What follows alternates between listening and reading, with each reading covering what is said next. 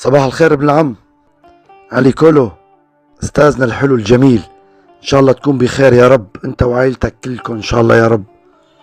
وجهت رسالة المرة الماضية للشعب الكردي من خلالك، الشعب الكردي العظيم، بمناسبة توحيد الكلمة بالمؤتمر العام.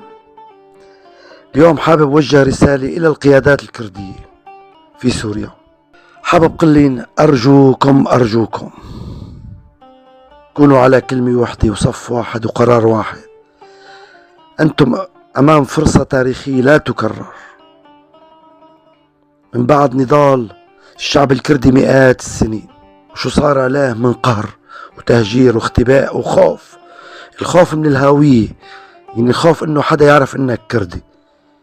واليوم اجتنا هاي الفرصة، فرصة اجتنا من الله.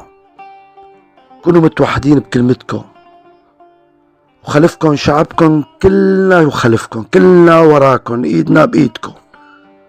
انتم املنا ومستقبل الاجيال بين يديكم. يعني بتمنى يوم قول انا كردي بدون ما اخاف. يعني تخيل لوين بتمنى. اليوم كل اكراد سوريا مصيرهم مستقبلهم بين ايديكم. بعرف ان مسؤولية صعبة وبوقت صعب، بس المسافة بين الحق والباطل بالموقف بس كلمة، وهي الكلمة بتعمل فرق كبير كتير كتير. نحن معكم بقلوبنا وعقولنا ودعائنا. الله يوفقكم، والله ولي التوفيق. كردي من مدينة طرطوس لا يستطيع ذكر اسمه، تخيل، يرعاك الله. والسلام عليكم، على أمل لقاء القريب.